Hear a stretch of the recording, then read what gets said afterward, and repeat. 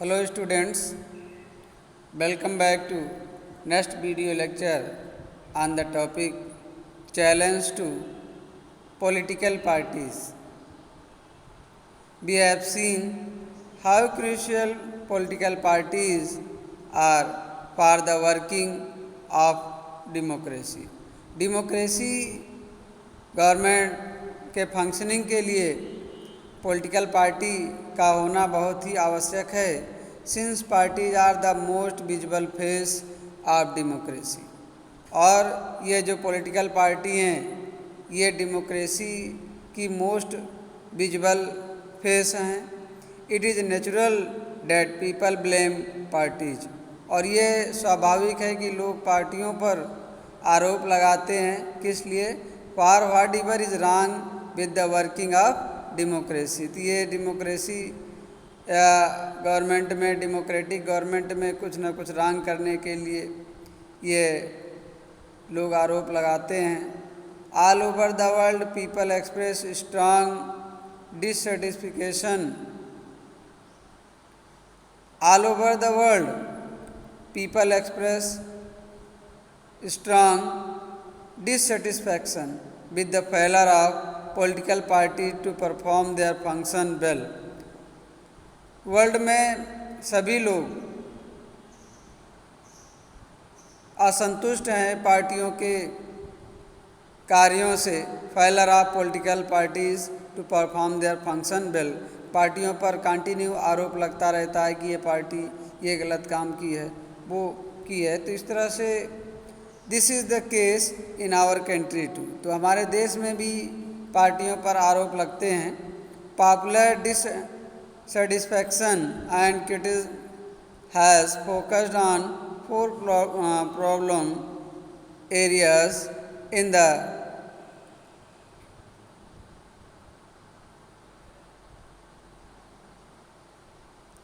in the working of political parties. Political parties need to face and overcome these challenges। और जो राजनीतिक पार्टियों को इसी पर विजय प्राप्त करना है कि उनके ऊपर ब्लेम न लगाया जाए पार्टियों के ऊपर। Political parties need to face and overcome these challenge in order to remain effective instrument of democracy. तो डेमोक्रेसी में राजनीतिक पार्टियों को प्रभावी रूप से बने रहने के लिए अपने आप में सुधार करना है। द फर्स्ट चैलेंज इज़, पार्टियों का जो पहली चुनौती है वो क्या है?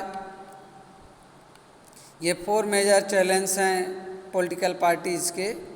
ये इसको आपको नोट करना है जितने मेजर चैलेंज में दिए गए हैं। First challenge is lack of internal democracy within parties. पहला जो चैलेंज है पार्टी के अंदर जो है lack of internal democracy. Party में डेमोक्रेसी का अभाव होता है। मीन्स पार्टी के सभी सदस्यों को इक्वल चांस नहीं दिया जाता है, सबकी बातों को वैल्यू नहीं दिया जाता है। जो पार्टी का हेड होता है उसी की चलती है। All over the world there is a tendency in political party toward the concentration of power in one or few leaders at the top. तो वर्ल्ड में जितनी भी पार्टीज हैं ये एक टेंडेंसी बनी हुई है कि एक नेता या कुछ नेता जो मुख्य नेता हैं उनके अंदर पार्टी के सारे पावर्स कंसिस्ट होते हैं। जो भी पार्टीज़ में टिकट किसको देना है, पार्टीज़ में परिवर्तन क्या करना है, वही मेजर डिसीजंस लेते हैं। तो वहाँ पर सबकी सलाह नहीं ली जाती है। Parties don't keep membership register, और पार्टियाँ मेंबरशिप रजिस्टर भी मेंटेन नहीं रखती हैं, कितने सदस्य हैं। डोंट होल्ड ऑर्गेनाइजेशनल मीटिंग, और ये ऑर्गेनाइजेशन मीटिंग भी नहीं होल्ड करते हैं। And don't conduct internal election regularly, और पार्टी के अंदर ये इलेक्शन भी नहीं हेल्ड होता है। Ordinary member of the party don't get sufficient information on what happens inside the party. और जो साधारण व्यक्ति है, जो पार्टी का मेंबर है, साधारण मेंबर, पार्टी के अंदर क्या चल रहा है इसके बारे में उसे कोई जानकारी नहीं मिलती है। They don't have means or the connection needed to influence the decision. और जो कॉमन मेंबर है, सामान्य सदस्य है, वो पार्टी के कोई भी डिसीजंस को प्रभावित नहीं कर सकता है। मीन्स उस मेंबर की जो है कहीं नहीं चलेगी पार्टी में। एज ए रिजल्ट, जिसका परिणाम क्या होता है, the leader assume greater power to make decision in the name of party. तो जो बड़े नेता हैं वो पार्टी के नाम पर अपना तानाशाही चलाते हैं पार्टी के अंदर। Since one or few leader exercise paramount power in the party. तो ज़्यादातर शक्तियाँ जो पावर्स हैं वो एक या दो लीडर्स के अंदर ही रह जाती हैं। तो आप लोग हमको ज़रूर बताइएगा कि जो भारतीय जनता पार्टी है, कांग्रेस पार्टी है और समाजवादी पार्टी है, बहुजन समाज पार्टी है, इन सब के जो मेन लीडर्स वो कौन हैं और किन लोगों के कंट्रोल में सारे पावर कंसिस्ट हैं। Those who disagree with the leadership find it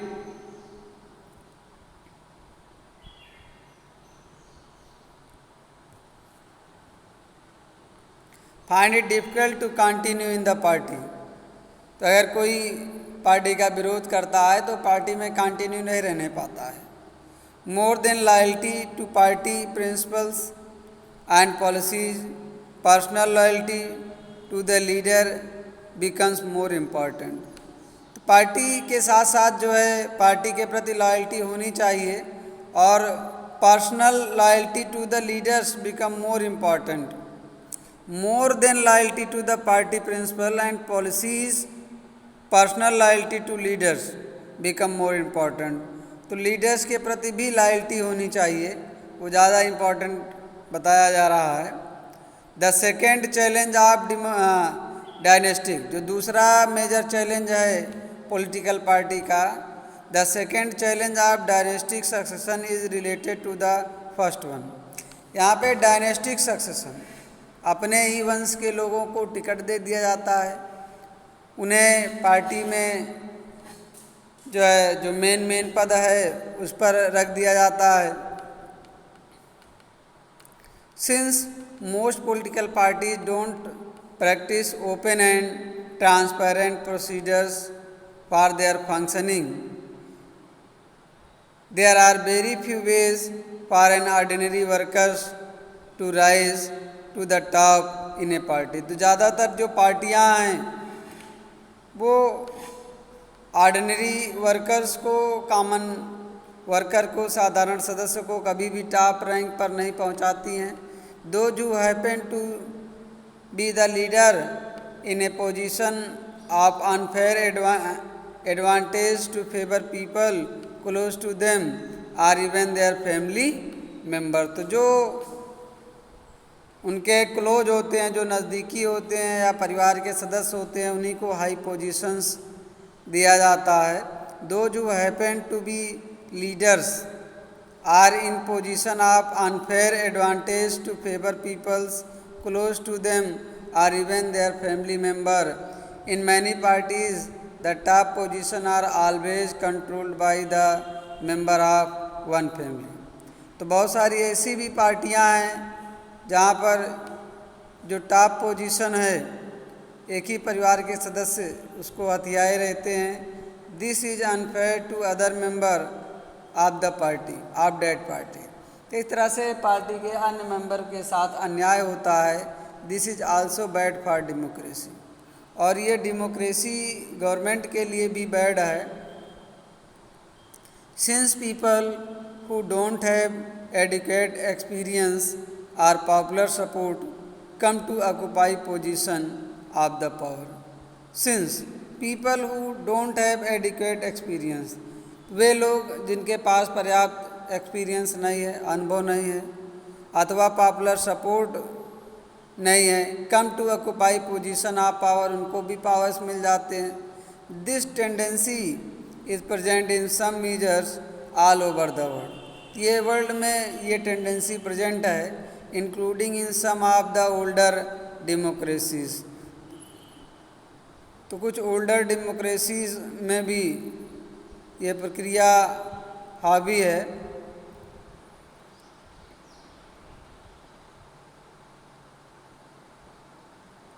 the third challenge is about the growing role of money and muscle power in parties.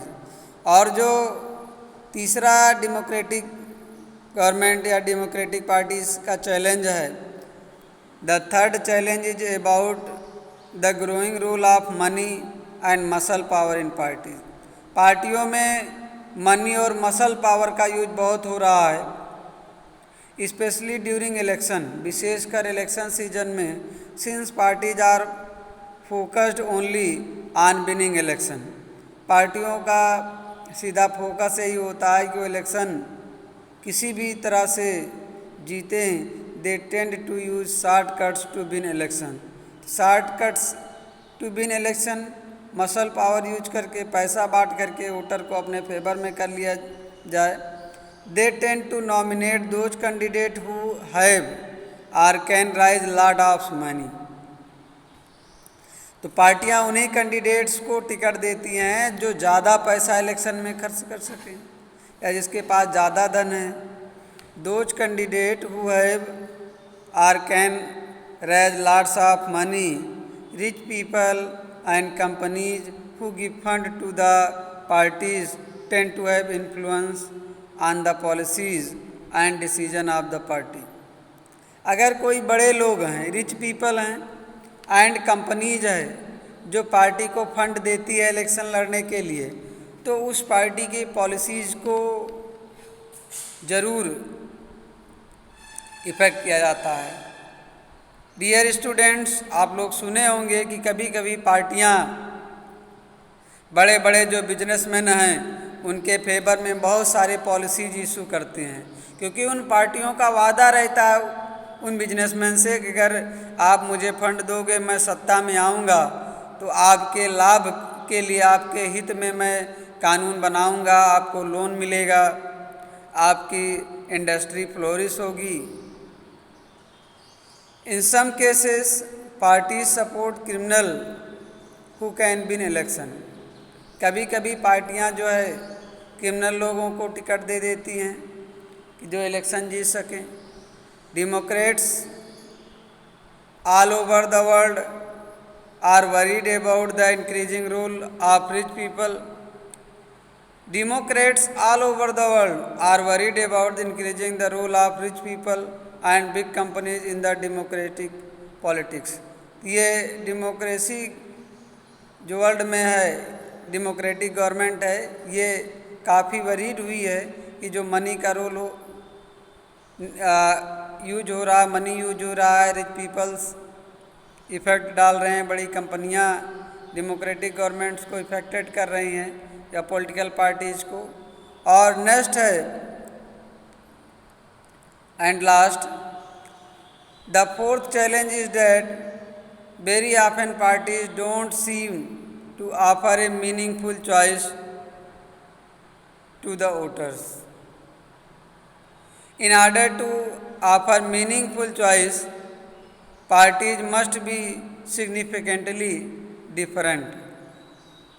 The fourth challenge is that very often parties don't seem to offer a meaningful choice to the voters। Voters को meaningful choice नहीं provide कर पाती हैं, offer नहीं कर पाती हैं। In order to offer meaningful choice offer करने के आर्डर में parties must be significantly different.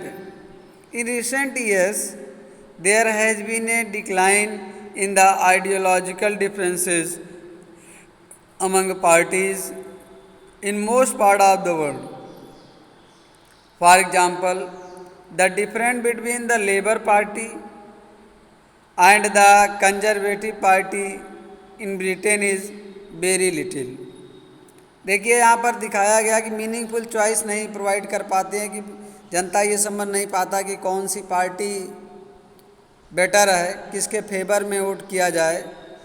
For example the difference between the Labour Party and the Conservative Party in Britain is very little. तो दोनों पार्टियों में बहुत ही कम डिफरेंसेस है, लेबर पार्टी और कंजर्वेटिव पार्टी में। They agree on more fundamental aspects but differ only in details on how policies are to be framed and implemented. In our country too, हमारे देश में भी, the differences among all the major parties on the economic policies have reduced. Those who want really different policies have no option available to them. Sometimes people cannot even elect very different leaders either because the same set of leaders keep shifting from one party to another. तो कभी कभी वही नेता है वही एक party में दूसरे पार्टी में शिफ्ट हो जाते हैं, तो कॉमन पीपल्स को रियल चॉइस नहीं मिल पाती है कि वो किस पार्टी के फेवर में वोट करें, किस लीडर्स को वोट करें। ये 4 मेजर चैलेंज था, आपको नोट करना है। यहाँ पर स्टार्टिंग में ही चैलेंज टू पॉलिटिकल पार्टीज़, ये 4 फर्स्ट चैलेंज के रूप में, the first challenge is lack of internal democracy within the party. Second challenge यहाँ पे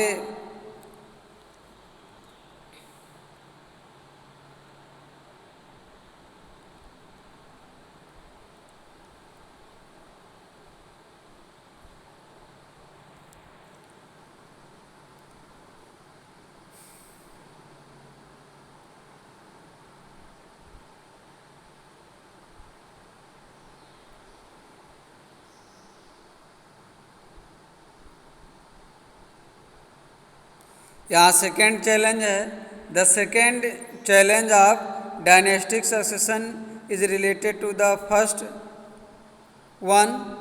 third challenge is about growing role of money and muscle power in parties and fourth challenge is that very often parties don't seem to offer a meaningful choice to the voters. Thank you dear students, have a nice day.